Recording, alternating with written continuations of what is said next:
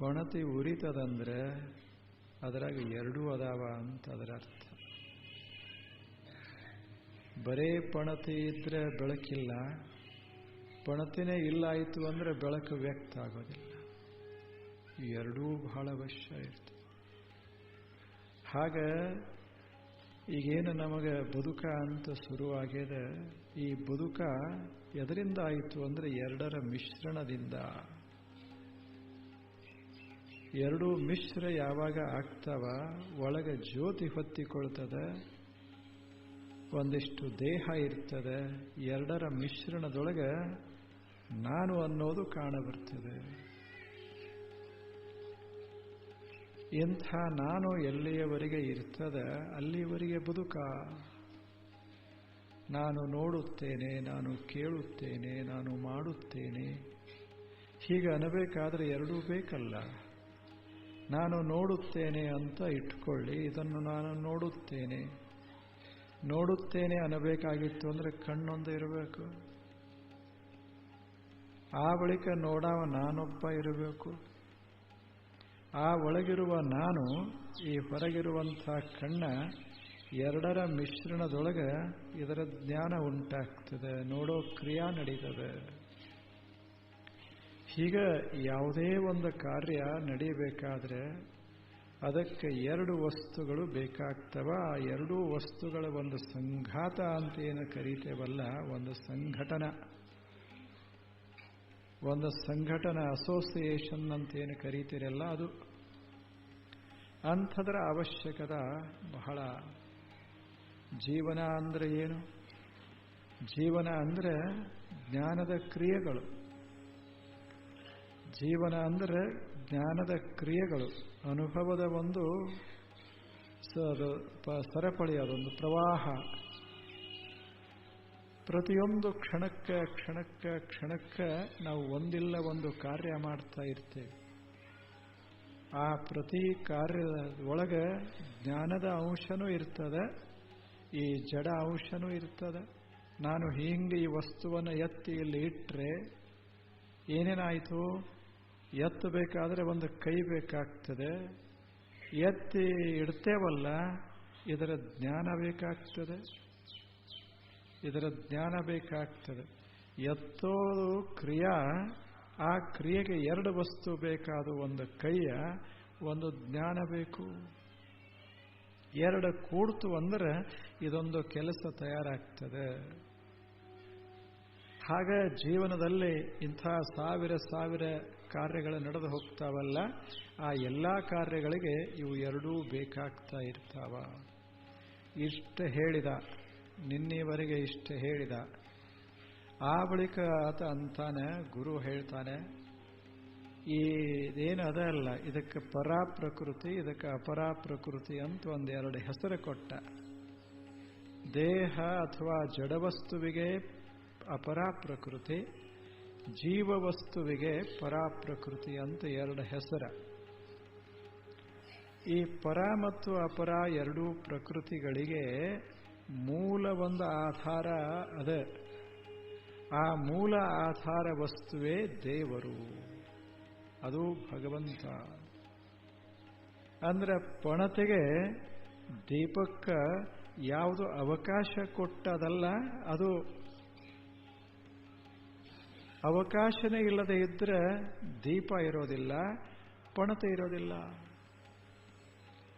ಆಕಾಶವೇ ಇಲ್ಲದೆ ಇದ್ರೆ ಸೂರ್ಯನೂ ಇರೋದಿಲ್ಲ, ಚಂದ್ರನೂ ಇರೋದಿಲ್ಲ. ಹಾಗೆ ದೇವ ಅನ್ನುವ ಒಂದು ಆಕಾಶವೇ ಇಲ್ಲದೆ ಇದ್ರೆ ದೇಹವೂ ಇರೋದಿಲ್ಲ, ಒಳಗೆ ಜೀವವೂ ಇರೋದಿಲ್ಲ. ಅಂಥ ಒಂದು ಆಕಾಶಕ್ಕೆ ದೇವರು ದೇವರು ಅಂತ ಶಬ್ದ. ಎಲ್ಲ ಬರೋದು ಅಲ್ಲಿಂದ, ಎಲ್ಲ ಮರೆಯಾಗೋದು ಅದರ ಒಳಗೆ. ಆದ್ದರಿಂದ ಅದಕ್ಕೆ ಪ್ರಭವ ಪ್ರಲಯಸ್ತಥಾ. ಅಹಂ ಕೃತ್ಸ್ನಸ್ಯ ಜಗತಃ ಪ್ರಭವ ಪ್ರಲಯಸ್ತಥಾ. ಸಮಸ್ತ ಜಗತ್ತಿನ ಪ್ರಭವ ಹುಟ್ಟೋದು, ಪ್ರಲಯ ಆಗೋದು ಎಲ್ಲೇ? ಇದೇ ವಸ್ತುವಿನೊಳಗ, ದೇವನೊಳಗ. ಇಂಥ ದೇವನಿಗೆ ಪ್ರಭವ ಮೂಲ ಅಂತ ಕರೀತಾರೆ, ಅಂತ್ಯ ಅಂತ ಕರೀತಾರೆ. ಆದಿ ಅಂತ್ಯ, ವಿಶ್ವದ ಆದಿ ವಿಶ್ವದ ಅಂತ್ಯ ಎಲ್ಲದೆ ದೇವನಲ್ಲಿ, ಆ ಪರಮ ಆಕಾಶದಲ್ಲಿ ಅದ. ಅಂಥ ಆಕಾಶವೇ ಅದು ಪರಮವಸ್ತು, ಪರವಸ್ತು ಅದು. ಆ ಪರವಸ್ತುವಿನ ಆಶ್ರಯದೊಳಗೆ ನಾವೆಲ್ಲ ಇಷ್ಟು ಜನ ಅದೇವಲ್ಲ, ಲಕ್ಷ ಕೋಟಿ ಕೋಟಿ ಜನ ಏನದೇವಿ, ಇವೆಲ್ಲ ಪಣತೆಗಳು ಉರಿತಾ ಇರೋದು ಅಂಥ ಪರಮ ಆಕಾಶದೊಳಗೆ.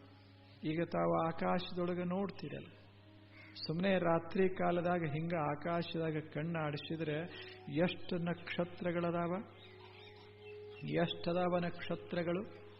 ಒಂದೊಂದು ನಕ್ಷತ್ರ ಅಂದ್ರೆ ಒಬ್ಬೊಬ್ಬ ಸೂರ್ಯ. ನಮ್ಮ ಸೂರ್ಯ ಬಹಳ ಸಣ್ಣವ, ಇವನು 1000 ಪಾಲು ದೊಡ್ಡ ದೊಡ್ಡ ಸೂರ್ಯರೆಲ್ಲ ಅದಾರ ಆಕಾಶದೊಳಗೆ. ಬಹಳ ದೂರ ಇರೋದರಿಂದ ಸಣ್ಣವ್ರು ಕಾಣಿಸ್ತಾರೆ.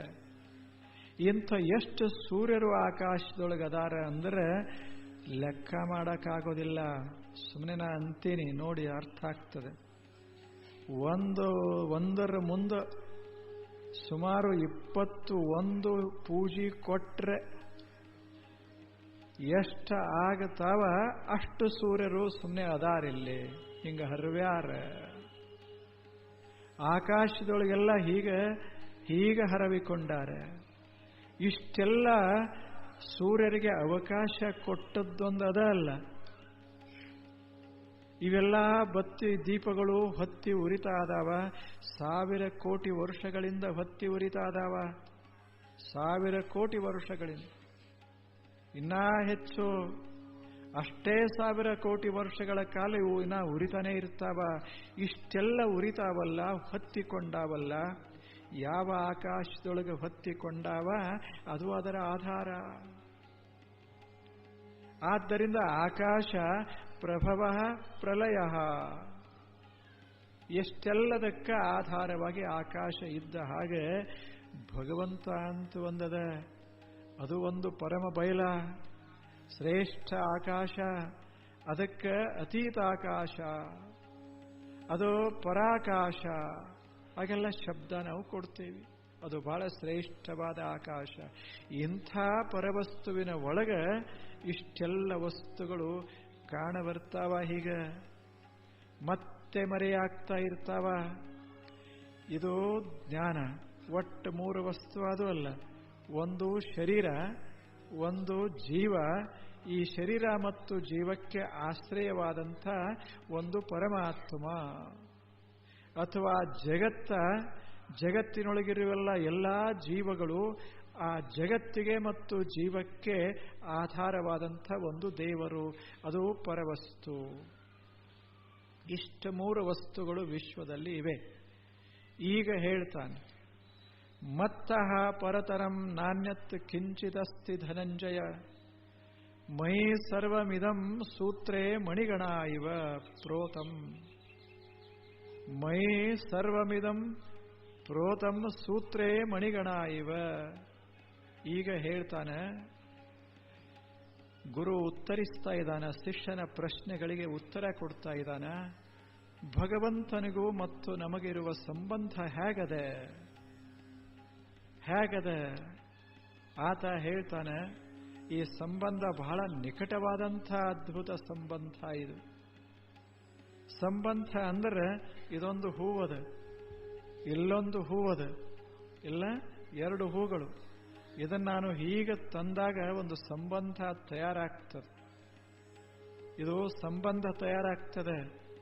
ಇದನ್ನು ಮತ್ತೆ ನಾವು ಹೀಗೆ ತೆಗೆದು ಹಾಕಿದರೆ ಸಂಬಂಧ ಹೋಗಿ ಬಿಡ್ತದೆ. ಸಂಬಂಧ ನಿರ್ಮಾಣ ಆಗ್ತದೆ, ಮತ್ತೆ ಅಗಲತಾವ, ಯೋಗ ಆಗ್ತಾವ, ಅಗಲತಾವ. ಇದು ಒಂದು ಸಂಬಂಧವೇ. ಹಾಗ ಇದೊಂದು ಜೀವ, ಇದೊಂದು ದೇಹ ಬರ್ತಾವ, ಒಂದು ಜೀವನ ಶುರುವಾಗ್ತದೆ. ಅಗಲತಾವ, ಮರಣ ಆಗ್ತದೆ, ಮರೆಯಾಗ್ತದೆ. ಹೀಗೆ ಭಗವಂತನಿಗೂ ಮತ್ತು ಇವರಿಗೂ ಇಲ್ಲ. ಯಾಕೆ? ಆಕಾಶ ಅದ, ಆಕಾಶದ ಒಳಗೆ ಇದು ಒಂದು ಹೂವದ, ಇದು ಒಂದು ಹೂವದ. ಆಕಾಶದೊಳಗೆ ಹೂಗಳು ಏನಾದು ವಿಯೋಗ ಅದು, ಆಕಾಶದೊಳಗೆ ಹೀಗೆ ಕೂಡಿದು ಯೋಗ ಅದು. ವಿಯೋಗ ಆದಾಗಲೂ ಸಹಿತ ಆಕಾಶದಿಂದ ಈ ಹೂವ ಬ್ಯಾರೆ ಆಗಿಲ್ಲ, ಈ ಹೂ ಕೂಡ ಆಕಾಶದಿಂದ ಬ್ಯಾರೆ ಆಗಿಲ್ಲ. ಆಕಾಶದಿಂದ ಬೇರ್ಪಡಲಿಕ್ಕೆ ಇವು ಬರುವುದಿಲ್ಲ, ಯಾವಾಗಲೂ ಅದರ ಕೂಡ ಇರಬೇಕಾಗ್ತದೆ. ಆಕಾಶದ ಒಳಗೆ ಇರಬೇಕಲ್ಲ, ಹೊರಗೆ ತೆಗಿಲಿಕ್ಕೆ ಬರುವುದಿಲ್ಲ. ಸದಾ ಸಂಬಂಧ ಅದ, ಆದರೆ ಸಂಬಂಧ ಗಮನಕ್ಕೆ ಬರುವುದಿಲ್ಲ ಅಷ್ಟೇ, ಗಮನಕ್ಕೆ ಬರುದು. ಅಂಥ ಸಂಬಂಧ ದೇವನಿಗೆ ಮತ್ತು ಜೀವನಿಗೆ, ಜಗತ್ತಿಗೆ ಮತ್ತು ಪರಮಾತ್ಮನಿಗೆ, ಪರಮಾತ್ಮನಿಗೆ ಜಗತ್ತಿಗೆ ಜೀವರಿಗೆ ಇಂಥ ಸಂಬಂಧ ಅದ. ಎಷ್ಟು ನಿಕಟ ಸಂಬಂಧ ಅದ, ಅದನ್ನು ಬೇರ್ಪಡಿಸಲಿಕ್ಕೆ ಬರೋದಿಲ್ಲ. ದೇವನನ್ನ ನನ್ನಿಂದ, ನನ್ನನ್ನ ದೇವನಿಂದ ಬೇರ್ಪಡಿಸಲಿಕ್ಕಾಗೋದಿಲ್ಲ. ಉದಾಹರಣೆಗೆ ಒಂದು ಬಂಗಾರ, ಅದರಾಗ ತಾವು ಒಂದು ಮೂರ್ತಿ ಮಾಡ್ತೀರಿ. ಮೂರ್ತಿ ಅದು ಗಣಪತಿಯ ಮೂರ್ತಿ, ಸ್ವಚ್ಛ ಬಂಗಾರ, ಶುದ್ಧ ಬಂಗಾರ, ಅದರೊಳಗೊಂದು ಗಣಪತಿಯ ಮೂರ್ತಿ. ಗಣಪತಿ ಅಂದ್ರೆ ಬಂಗಾರ ಅಲ್ಲ, ಹೌದಲ್ಲ ಹೇಳಿ? ಗಣಪತಿ ಅಂದ್ರೆ ಬಂಗಾರ ಅಲ್ಲ. ಆದರೆ ಬಂಗಾರ ಬಿಟ್ರೆ ಗಣಪತಿ ಇಲ್ಲ. ಯಾಕೆ? ಗಣಪತಿ ಆಗಿದ್ದೇ ಬಂಗಾರದಿಂದ. ಬಂಗಾರದ ಗಣಪತಿಯ ಮೂರ್ತಿಯಾದ ಬಳಿಕ ಮೂರ್ತಿಯ ಮುಖ, ತಲೆ, ಕೈಯ, ಕಾಲ, ಮೈಯ ಇದು ಬಂಗಾರವೇ. ಆದರೆ ಮುಖ ಅಂದ್ರೆ ಬಂಗಾರ ಅಲ್ಲ, ಕೈ ಕಾಲಂದ್ರೆ ಬಂಗಾರ ಅಲ್ಲ, ಮೈ ಅಂದ್ರೆ ಬಂಗಾರ ಅಲ್ಲ. ಆದರೆ ಬಂಗಾರ ಬಿಟ್ರೆ ಏನಿಲ್ಲ. ಆದರೆ ಆ ಮೂರ್ತಿ ಕಡೆ ನೋಡುವಾಗ ನಾವು ಬಂಗಾರದ ಕಡೆ ಲಕ್ಷ್ಯ ಕೊಡುವುದಿಲ್ಲ. ಅದಕ್ಕೇನಂತೇವಿ? ಗಣಪತಿ ಅಂತ ಕರೀತೇವೆ. ಗಣಪತಿ ಅಂದ್ರೆ ಬಂಗಾರ ಏನು?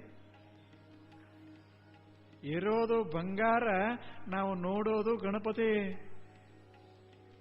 ಗಣಪತಿಯ ಆಕೃತಿ ಇಷ್ಟು ಸುಂದರದ ಅಲ್ಲ, ಅದು ಬಂಗಾರದ ಕಡೆ ನಮ್ಮ ಲಕ್ಷ್ಯ ಎಳಿಲಾರ್ದಂಗೆ ಮಾಡ್ತದೆ. ಹಾಗೆ ಈ ಶರೀರಗಳು ಎಷ್ಟು ಚಂದದಾವಂದ್ರೆ ಒಳಗೊಂದು ದೇವರದ ಅಂತ ಗೊತ್ತಾಗದಂಗೆ ಇದು ಮರೆ ಮಾಡ್ತಾ ಇರ್ತದೆ. ಎಲ್ಲ ಅಷ್ಟೇ, ಅದು ಗೊತ್ತಾಗೋದಿಲ್ಲ. ಅದು ಹಾಗಾಗ್ತದೆ. ಒಂದು ಸಣ್ಣ ಉದಾಹರಣೆ. ಬಹಳ ವರ್ಷಗಳ ಹಿಂದೆ ಒಬ್ಬ ಬೌದ್ಧ ಭಿಕ್ಖು ಇದ್ದ, ಅಂದ್ರೆ ಬೌದ್ಧ ಸನ್ಯಾಸಿ, ನೇಪಾಳದೊಳಗೆ. ಬಹಳ ದೊಡ್ಡ ಸನ್ಯಾಸಿ ಆತ. ಆತ ಧ್ಯಾನ ಮಾಡ್ತಾ ಇದ್ದ ಬುದ್ಧನ ಮೇಲೆ. ಅಂದ್ರೆ ಬುದ್ಧನ ಸುಂದರ ಮೂರ್ತಿಯನ್ನ ಇಟ್ಟುಕೊಂಡು ಧ್ಯಾನ ಮಾಡ್ತಾ ಇದ್ದ. ಅದು ಆ ಮೂರ್ತಿ ಕಲ್ಲಿನ ಮೂರ್ತಿ. ಎದುರಿಗೆ ಆ ಕಲ್ಲಿನ ಮೂರ್ತಿ ಇಟ್ಟು ಬುದ್ಧ ಭಿಕ್ಕು ಎದುರಿಗೆ ಕೂತುಕೊಂಡು ಸುಮಾರು 10 ವರ್ಷಗಳ ಕಾಲ ಅದರ ಮೇಲೆ ಮನಸ್ಸನ್ನ ಕೇಂದ್ರೀಕರಿಸ್ತಾ ಇದ್ದ, ವಿಪಸ್ಸನ ಧ್ಯಾನ ಮಾಡ್ತಾ ಇದ್ದ. ಆತನ ಹೆಸರು ಎಲ್ಲಾ ಕಡೆ ಪ್ರಚಾರ ಆಗಿತ್ತು, ಶ್ರೇಷ್ಠ ತಪಸ್ವಿ ಅಂತ ಪ್ರಚಾರ ಆಗಿತ್ತು. ಬುದ್ಧನ ಶ್ರೇಷ್ಠ ಆರಾಧಕ ಅಂತ ಪ್ರಚಾರ ಆಗಿತ್ತು. ಜನ ಅಲ್ಲಿಗೆ ನೋಡ್ಲಿಕ್ಕೆ ಬರ್ತಿದ್ರು. ಆ ಮಹಾನುಭಾವನನ್ನ ನೋಡಿ ಸಂತೋಷ ಪಡ್ತಿದ್ರು. ಒಂದು ಸಲ ಒಬ್ಬ ಶಿಷ್ಯ ಬಂದ. ಈ ಬುದ್ಧ ಭಿಕ್ಷು ಏನಿದ್ದಲ್ಲ, ಈತನಿಗೆ ವಿನಂತಿ ಮಾಡಿಕೊಂಡ, ಗುರುಗಳೇ, ನಾನು ಒಂದು ಸೇವೆ ಮಾಡಬೇಕು ಅಂತ ಬಂದಿದ್ದೇನೆ. ತಮ್ಮ ತಪಸ್ಸು ಎಂಥ ಅತ್ಯದ್ಭುತವಾದ ತಪಸ್ಸು. ಕೂತು 10 ವರ್ಷಗಳ ಕಾಲ ಆ ಬುದ್ಧನನ್ನ ಕಣ್ಣಲ್ಲಿ ತುಂಬಿಕೊಂಡಿದ್ದೀರಿ, ಮನಸ್ಸಿನಲ್ಲಿ ತುಂಬಿಕೊಂಡಿದ್ದೀರಿ. ನೀವೇ ಬುದ್ಧ ಆಗಿಬಿಟ್ಟಿರಿ. ಅಷ್ಟು ಘನಘೋರವಾದಂಥ ತಪಸ್ಸ ನಿಮ್ಮದು, ಅಷ್ಟು ಆಳವಾದ ತಪಸ್ಸ. ಅದಕ್ಕೆ ನಿಮಗೆ ಒಂದು ಕಾಣಿಕೆಯನ್ನು ಕೊಡಬೇಕು, ಒಂದು ಸೇವೆಯನ್ನು ಮಾಡಬೇಕು ನಿಮಗೆ ಅಂತ ನಂದು ಇಚ್ಛೆ ಆದ. ನಾನು ಬಹಳ ದೊಡ್ಡ ಸಿರಿವಂತ, ನಂದು ಒಂದಿಷ್ಟು ಬುದ್ಧನಿಗೆ ಒಂದಿಷ್ಟು ಸಮರ್ಪಣ ಆಗಬೇಕು, ಸೇವೆ ಸಲ್ಲಬೇಕು ಅಂತ ನನಗಿಚ್ಛೆ. ಅದಕ್ಕೆ ತಾವು ಅವಕಾಶ ಮಾಡಿಕೊಡಿ ಅಂತ ಕೇಳ್ದ. ಬುದ್ಧ ಭಿಕ್ಕು ಬಹಳ ಕೇಳಿದ ಬಳಿಕ ಆಯ್ತು ನಿನಗೇನು ಅನಿಸ್ತದ ಮಾಡು ಅಂತ ಹೇಳಿದ. ಅದು ವಿಶಾಲವಾದಂಥ ದೇವಾಲಯ. ಅದ ಎದುರಿಗೆ ಒಂದು ದೊಡ್ಡ ಕಟ್ಟೆ, ವೇದಿಕೆಯ ಮೇಲೆ ಮೂರ್ತಿ ಇತ್ತು. ಅದು ಕರಿಕಲ್ಲಿನ ಮೂರ್ತಿ ಇತ್ತು. ಸುಮಾರು 4 ಫೂಟ ಅದು ಕಲ್ಲಿನ ಮೂರ್ತಿ, ಕೂತ ಕಲ್ಲಿನ ಮೂರ್ತಿ. ಈತ ಶಿಷ್ಯ ಏನು ಬಂದಿದ್ದಲ್ಲ, ಆತ ಆ ಮೂರ್ತಿ ಹೇಗದ ಹಾಗೆ ಒಂದು ಬಂಗಾರದ ಮೂರ್ತಿಯನ್ನ ಮಾಡಿಸಿದ. ಆ ಬಳಿಕ ಒಂದು ದಿವಸ ಆ ಮೂರ್ತಿಯನ್ನ ತೆಗೆದು ಹಾಕಿ ಈ ಬಂಗಾರದ ಮೂರ್ತಿಯನ್ನ ಇಟ್ಟ. ಎಂಥ ಬಂಗಾರ! 4 ಫೂಟ, ಎಷ್ಟು ವಜನ ಇರಬೇಡ, ಎಷ್ಟು ಬೆಲೆ ಇರಬೇಡ, ಅಂಥ ಮೂರ್ತಿಯನ್ನ ಮಾಡಿಸಿ ಹೀಗೆ ಕೂಡಿಸಿದ. ಜಗತ್ತಿನಲ್ಲಿ ಎಲ್ಲಾ ಕಡೆ ಪ್ರಚಾರ ಆಯಿತು. ಬುದ್ಧನ ಮೂರ್ತಿ ಸುವರ್ಣ ಮೂರ್ತಿ ಅಂತ ಪ್ರಚಾರ ಆಯಿತು. ಎಲ್ಲಾ ಕಡೆಯಿಂದ ಜನ ಬರ್ತಿದ್ರು. ಜನ ಬಂದು ಎಂಥ ಅದ್ಭುತ ಮೂರ್ತಿ, ಏನು ಸುವರ್ಣ ಅಂತ ವರ್ಣ ಮಾಡಲಿಕ್ಕೆ ಪ್ರಾರಂಭ ಮಾಡಿದರು. ಈತ ಏನು ಕೂತಿದ್ದಲ್ಲ, ಸನ್ಯಾಸಿ ಬುದ್ಧ ಭಿಕ್ಕು. ಮೊದಲ ಬುದ್ಧನ ನೋಡ್ತಿದ್ದ. ಯಾವಾಗ ಇದು ಸುವರ್ಣದ ಬಂತೋ ಅವನಿಗೆ ಬುದ್ಧ ಕಾಣಲಿಲ್ಲ, ಸುವರ್ಣ ಕಾಣಕ್ ಶುರುವಾಯ್ತದ. ಹೋಯ್ತು ಬುದ್ಧ ಇಲ್ಲೇನು, ಬುದ್ಧ ಅದಾನ, ಆದ್ರೆ ಈಗ ಬುದ್ಧ ಕಾಣ್ತಾ ಇಲ್ಲ, ಬರೇ ಬಂಗಾರ ಕಾಣಕತ್ತದೆ. ಮೊದಲು ಎಷ್ಟು ನಿಶ್ಚಿಂತನಾಗಿದ್ದ, ಈಗ ರಾತ್ರಿ ಸಹಿತ ಕಾವಲ ಮಾಡಕ್ ಶುರು ಮಾಡಿದ. ಬುದ್ಧನಲ್ಲ, ಮನೆ ಬಿಟ್ಟು ಅದಕ್ಕೆ ಬಂದಾನ. ಬುದ್ಧನನ್ನ ಆರಾಧನಾ ಮಾಡಿ ಬುದ್ಧನಾಗಬೇಕು ಅಂತ ಬಂದಾನ. 10 ವರ್ಷಗಳ ಕಾಲ ಸಾಧನ ಮಾಡ್ಯಾನ.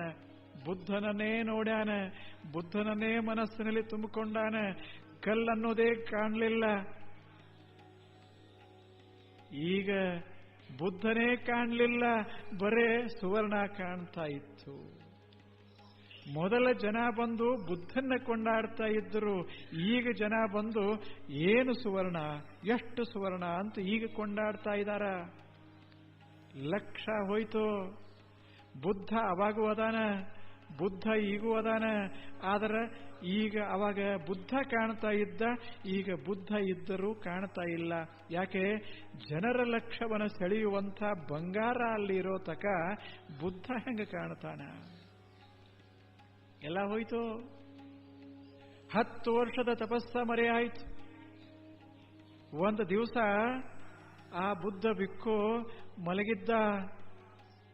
ರಾತ್ರಿ ಎದ್ದು ಕೂಡಲೇ ಅವನಿಗೆ ನೆನಪಾದದ್ದೇನು ಅಂದ್ರೆ ಬುದ್ಧ ಅಲ್ಲ,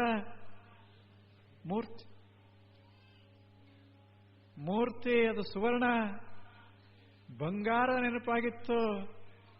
ಅವಾಗ ಕತ್ತಲಲ್ಲಿ ಹಿಂಗೆ ಎದ್ದು ಕೂತ ಸಮೀಪದಾಗ ಬುದ್ಧ ಸುಳ್ದಂಗಾಯ್ತು.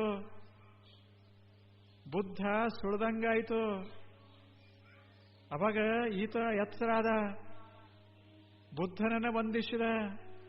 ಬುದ್ಧ ಹೇಳ್ದ ನಾನೇ ಮರೆಯಾದನೆಲ್ಲ ಅಂದ.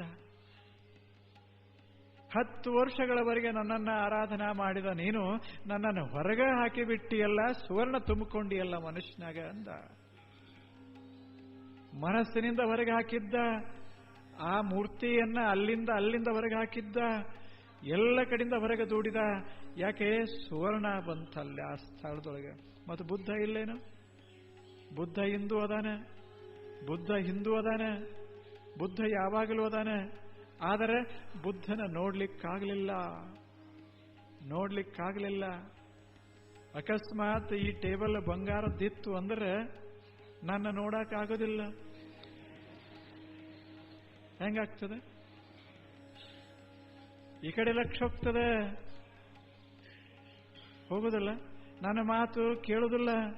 ಯಾಕೆ? ತಲೆಯಾಗಿದ ತುಂಬಾಕ್ ಶುರುವಾಗ್ತದೆ. Golden table, it fills our eyes, then gets into our mind. There it becomes established. ಈ ಟೇಬಲ್ ಕಣ್ಣು ತುಂಬುತ್ತದೆ, ಮನಸ್ಸು ತುಂಬುತ್ತದೆ, ಜಾಗ ಅಲ್ಲಿ ತುಂಬಿಕೊಂಡು ಗಟ್ಟಿಯಾಗಿ ಕುಂತು ಬಿಡ್ತದೆ. ಆವಾಗ ಬ್ಯಾರೆದಕ್ಕೆ ಜಾಗನೇ ಇರುವುದಿಲ್ಲದ. ಜಗತ್ತಿನ ಎಲ್ಲಾ ವಸ್ತುಗಳಲ್ಲಿ ಭಗವಂತ ಇದ್ದರೂ ಸಹಿತ ನಮಗೆ ಯಾಕೆ ಕಾಣೋದಿಲ್ಲ ಅಂದ್ರೆ ನಮ್ಮ ಕಣ್ಣಾಗ ಬ್ಯಾರೆ ಬ್ಯಾರೆ ತುಂಬಿರ್ತಾವ, ಮನಸ್ಸಿನಾಗ ಬ್ಯಾರೆ ಬ್ಯಾರೆ ತುಂಬಿರ್ತಾವ. ಇದೇ ಜಗತ್ತಿನಾಗ ದೇವರನ್ನ ಕಂಡಿಲ್ಲ. ಈಗ ಭಗವಂತ ಹೇಳ್ತಾನೆ, ಗುರು ಹೇಳ್ತಾನೆ, ಮತ್ತಃ ಪರತರಂ ನಾಣ್ಯತ್ ಕಿಂಚಿದಸ್ತಿ. ಧನಂಜಯ, ಜಗತ್ತಿನಲ್ಲಿ ಹೇಳಪ್ಪ, ಸತ್ಯ ವಸ್ತುವಿಗಿಂತ ದೊಡ್ಡ ವಸ್ತು ಯಾವುದದು? ಪರಮ ವಸ್ತುವಿಗಿಂತ ದೊಡ್ಡ ವಸ್ತು ಈ ಜಗತ್ತಿನಲ್ಲಿ ಯಾವುದದ ಹೇಳು? ಯಾವುದು ಶ್ರೇಷ್ಠ? ಎಲ್ಲಕ್ಕಿಂತ ದೊಡ್ಡದು ಯಾವುದು? ಯಾವುದು? ಪರತರಂ ನಾಣ್ಯತ್ ಕಿಂಚಿದಸ್ತಿ ಧನಂಜಯ. ಭಗವಂತನಿಗಿಂತ ಬೇರೆಯಾದ ಒಂದು ವಸ್ತು ಈ ವಿಶ್ವದೊಳಗಿಲ್ಲ. ಯಾವುದು ಶ್ರೇಷ್ಠದೆ? ಇಲ್ಲವೇನು? ಆಕಾಶದಷ್ಟು ವಿಸ್ತಾರವಾದ ಒಂದು ವಸ್ತು ಈ ಜಗತ್ತಿನೊಳಗಿಲ್ಲ. ಆದರೆ ಆಕಾಶ ಕಾಣೋದಿಲ್ಲ. ಚಂದ್ರ ಕಾಣ್ತಾನ, ಸೂರ್ಯ ಕಾಣ್ತಾನ, ಪೃಥ್ವಿ ಕಾಣಿಸ್ತದ, ನಮ್ಮ ಶರೀರಗಳು ಕಾಣಿಸ್ತಾವ. ಆಕಾಶ ಕಾಣೋದಿಲ್ಲ. ಆಕಾಶ ಎಲ್ಲಾ ಕಡೆ ಅದ, ಕಾಣಿಸೋದೇ ಇಲ್ಲ.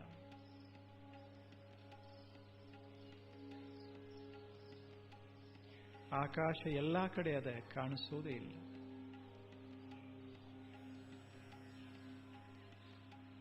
ಹಾಗೆ ಎಲ್ಲಕ್ಕಿಂತ ಶ್ರೇಷ್ಠವಾದ ವಸ್ತು ಯಾವುದಾದರೂ ಇದ್ರೆ ಅದು ದೇವರು. ಒಂದು ಘಟನಾ ನಡೀತು ಹಿಂದಕ್ಕೆ. ಅದು ಯುರೋಪ್ ದೇಶದಲ್ಲಿ. ಅಲ್ಲಿ ಒಬ್ಬ ಮಹಾರಾಜ ವಾಸ ಮಾಡಿ ಇದ್ದ. ಬಹಳ ದೊಡ್ಡ ಮಹಾರಾಜ. ಸಂಪತ್ತು ಸುರಿತಾ ಇತ್ತು. ಅಷ್ಟು ಸಂಪತ್ತು. ಆ ನಾಡಿನೊಳಗೆಲ್ಲ ಮಹಾರಾಜನನ್ನ ಕೊಂಡಾಡ್ತಾ ಇದ್ರು. ಎಲ್ಲ ಕಡೆ ಸುಪೀಕ ಆಗಿತ್ತು. ಒಂದು ದಿನ ಮಹಾರಾಜ ದೇಹ ಬಿಟ್ಟು ಇಡೀ ರಾಜ್ಯ ಕಣ್ಣೀರ ಸುರಿಸಿತು. ಆ ದೇಶದಲ್ಲಿ ಒಂದು ಪದ್ಧತಿ ಅದ. ಯಾವಾಗ ಮಹಾರಾಜ ದೇಹ ಬಿಡ್ತಾನೆ, ಆತನ ದೇಹವನ್ನು ತಗೊಂಡು ಹೋಗಿ ಹೀಗೆ ಇಟ್ಟಿರ್ತಾರೆ. ಎಲ್ಲೇ? ದೇವಾಲಯದಲ್ಲೇ ಇಡ್ತಾರೆ. ಅಲ್ಲೊಬ್ಬ ಪುರೋಹಿತ ಇರ್ತಾನೆ, ಅಲ್ಲೊಬ್ಬ ಸನ್ಯಾಸಿ ಇರ್ತಾನೆ, ಅಥವಾ ಒಬ್ಬ ಪುರೋಹಿತ ಇರ್ತಾನೆ, ಸಂತ. ಆ ಸಂತ ಎಲ್ಲ ಅಲ್ಲಿ ದೀಪ ಹಚ್ಚಿರ್ತಾನೆ. ಒಂದು ದೊಡ್ಡದಾದಂಥ ಒಂದು ದೀಪ. ಆ ಬಳಿಕ ಸಣ್ಣ ಸಣ್ಣ ದೀಪಗಳು. ಇವನು ಎಷ್ಟು ವರ್ಷ ವಯಸ್ಸಾಗಿರ್ತಾವಲ್ಲ ಅಷ್ಟು ದೀಪಗಳನ್ನು ಹಚ್ಚಿರ್ತಾನೆ. ಅಲ್ಲಿಂದ ಈ ಸಂತ ಅದು ಒಂದು ಕಾರ್ಯ ಮಾಡ್ತಾರೆ. ಸಂತ ಒಂದೊಂದು ದೀಪ ಆರಿಸ್ತಾ ಬರ್ತಾನೆ.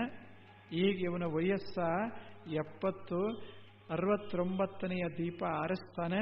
ಕೊನೆ ದೊಡ್ಡ ದೀಪ ಹೀಗಿರ್ತದೆ. ಕೊನೆಗೆ ಆ ದೀಪವನ್ನು ಆರಿಸ್ತಾನೆ. ಎಲ್ಲಾ ಕಡೆ ಕತ್ತಲೆ ತುಂಬುತ್ತದೆ. ಒಂದು ಮಾತನ್ನ ಆಡ್ತಾನ ಆ ಸಂತ, ಭಗವಂತನಿಗಿಂತಲೂ ದೊಡ್ಡವ ಯಾರು ಇಲ್ಲ. ಎಷ್ಟೇ ದೊಡ್ಡವರಿದ್ದರೂ ಸಹಿತ ಆರಿ ಹೋಗ್ತಾರೆ. ಎಷ್ಟೇ ದೊಡ್ಡ ಮೇಣಬತ್ತಿ ಇದ್ದರೂ ಸಹಿತ, ಉರಿತಾ ಇದ್ದರೂ ಸಹಿತ ಆರ್ತದ ಅಂತ ಹೇಳಿ ಆರಿಸಿಬಿಡ್ತಾರೆ ಅಷ್ಟೆ.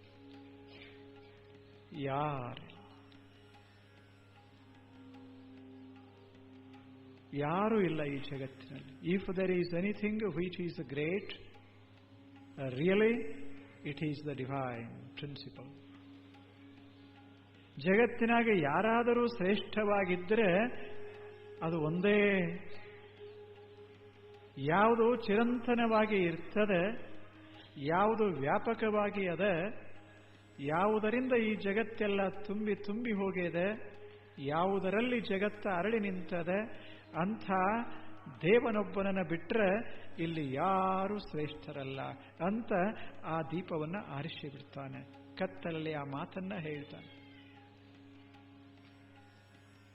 Not the king but God who is really great ಅಂತಾನ ಸಂತ.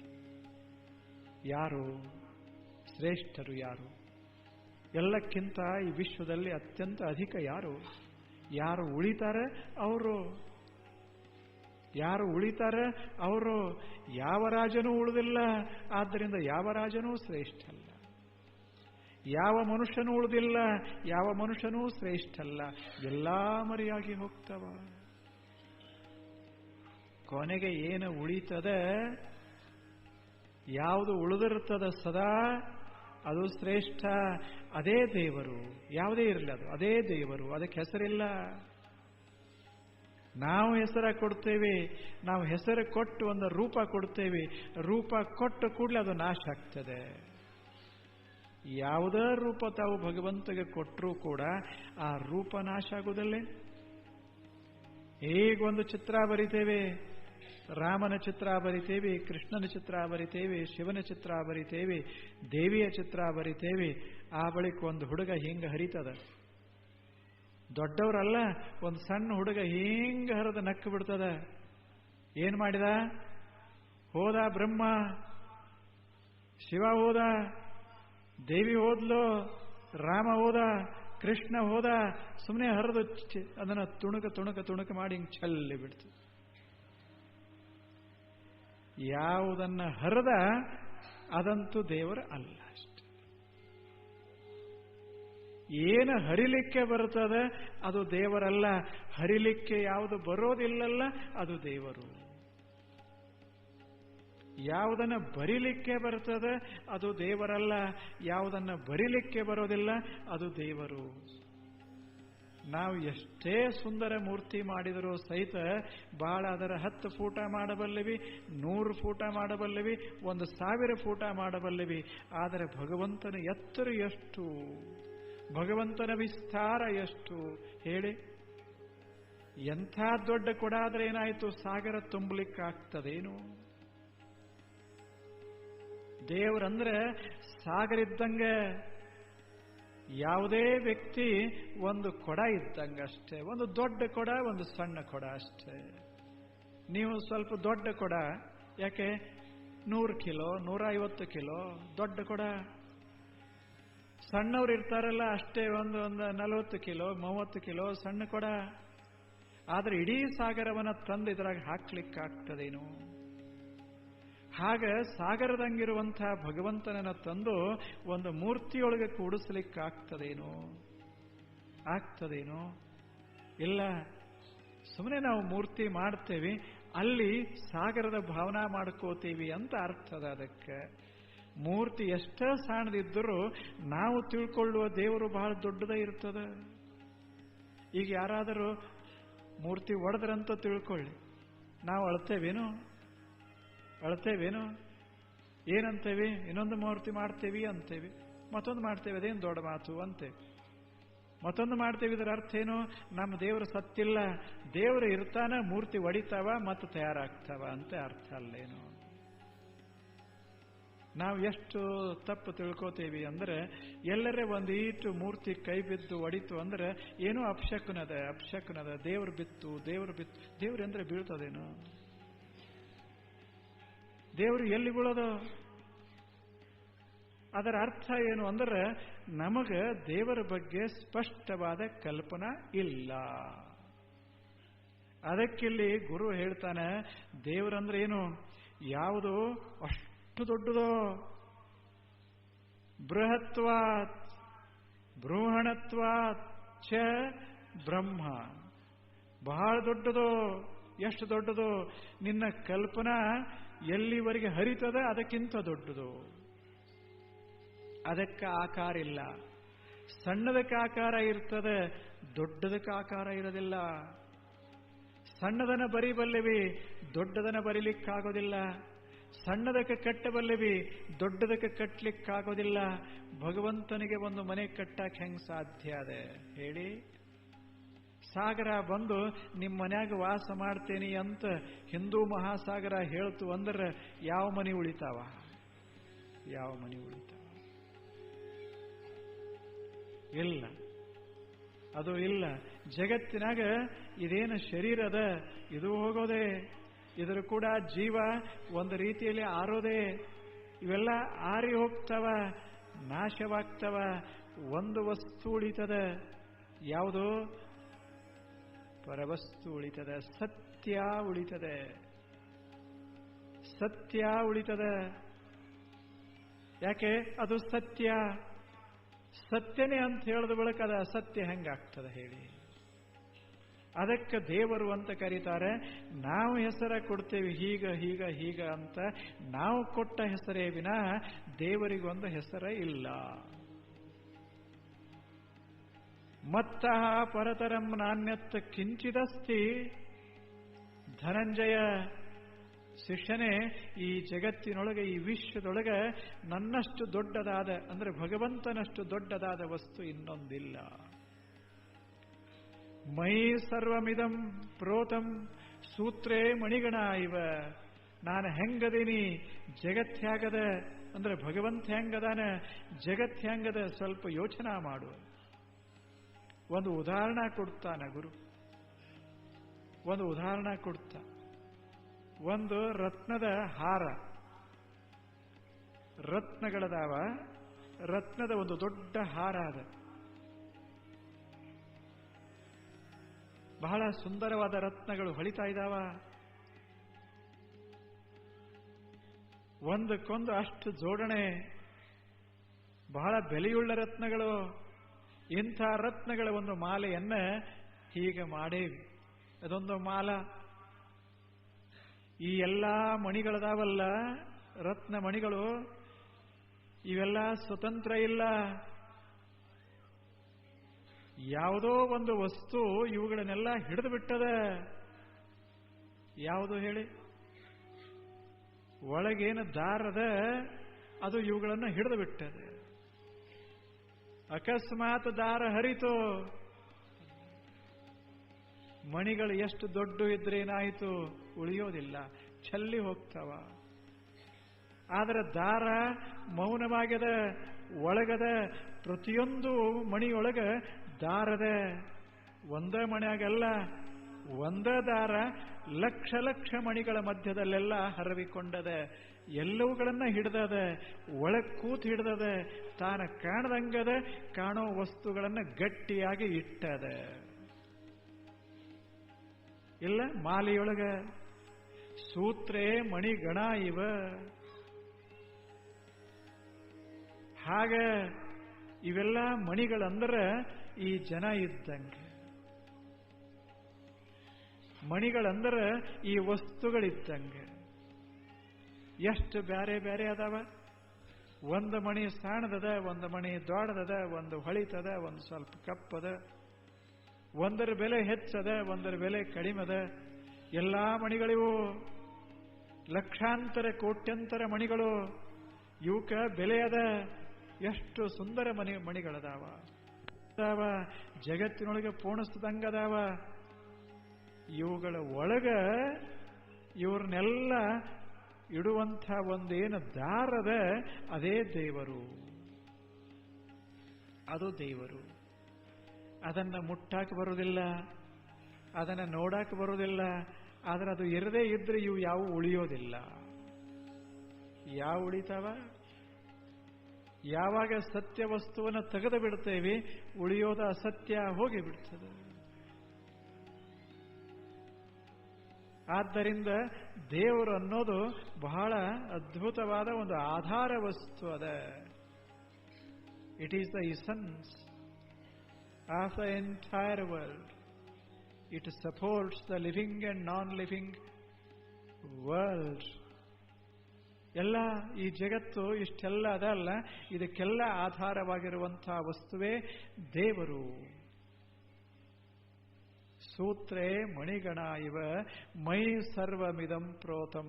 ಎಷ್ಟು ಚಂದದೆ.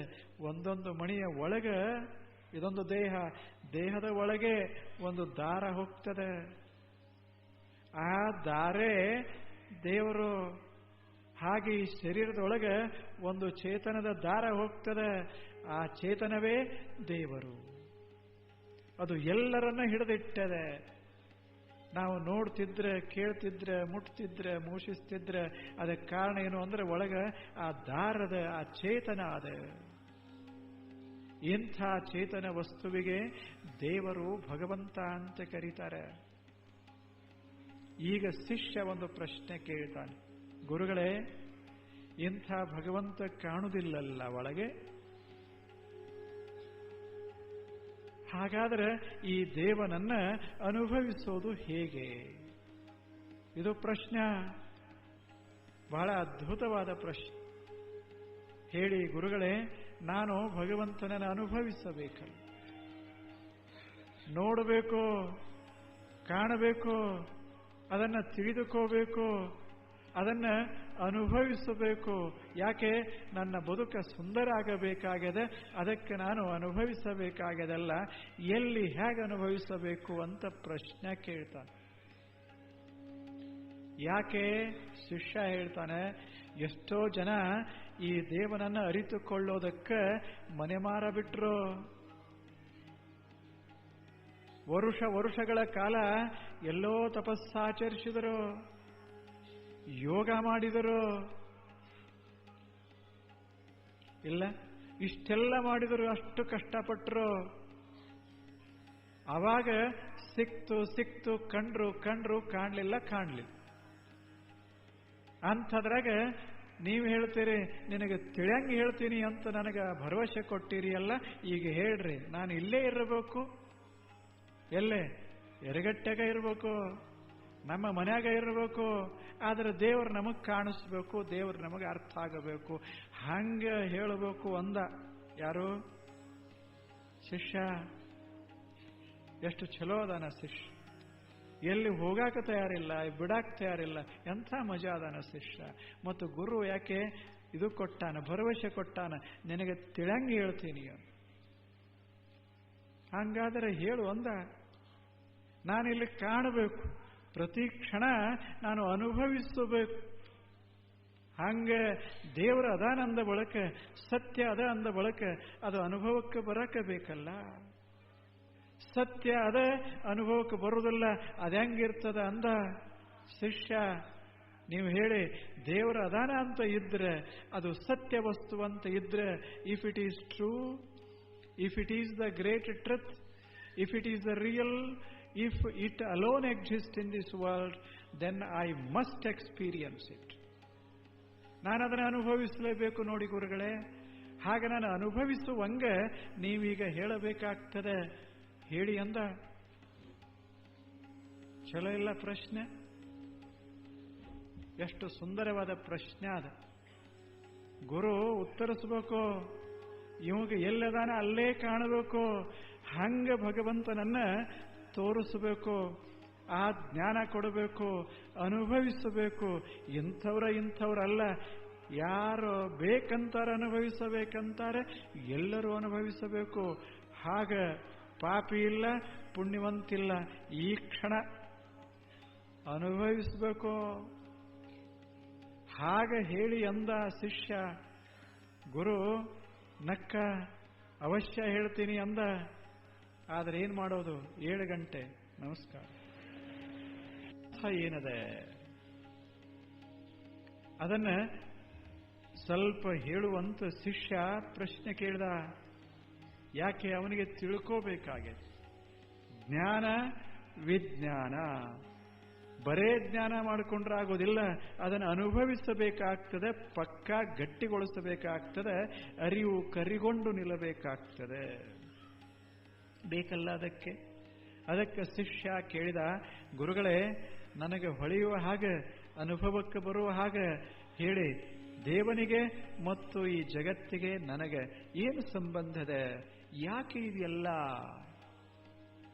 ಜಗತ್ತು ಹೀಗೆ ಯಾಕೆ? ನಾನು ಹೀಗೆ ಯಾಕೆ? ಇಷ್ಟು ವರ್ಷ ಬದುಕಿ ಹೋಗೋದು ಯಾಕೆ? ಇಷ್ಟೆಲ್ಲ ಯಾಕೆ? ಸುಖ ಬರ್ತದೆ, ದುಃಖ ಬರ್ತದೆ, ಭಯ ಆಗ್ತದೆ, ಆತಂಕ ಆಗ್ತದೆ, ಏನೆಲ್ಲ ಆಗ್ತದಲ್ಲ, ಯಾಕೆ? ಯಾಕೆ? ಎಷ್ಟು ಚಲೋ ಪ್ರಶ್ನೆ ಇಲ್ಲ? ಏನು ಸಂಬಂಧರೇ ಏನದ ಇದಕ್ಕೆ? ಇದರ ಹಿಂದೆ ಏನಾದರೂ ತತ್ವ ಇದೆಯಾ? ಇದೆಲ್ಲ ಪ್ರಶ್ನೆಗಳನ್ನ ಶಿಷ್ಯ ಕೇಳ್ತಾನೆ. ಆ ಪ್ರಶ್ನೆಗೆ ಭಗವಂತ ಉತ್ತರಿಸ್ತಾನೆ, ಗುರು ಉತ್ತರಿಸ್ತಾನೆ. ಆ ಉತ್ತರ ನಾಳೆ. ನಮಸ್ಕಾರ.